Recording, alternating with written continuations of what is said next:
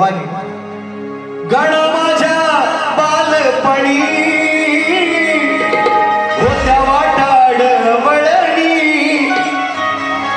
कोसमैल दूर चालुनी काय रे पुढचा पद दगड धोंडे काट्यातुनी त्या वाटेनी माझ्या वडिलांनी आणले तुला अनवानी हो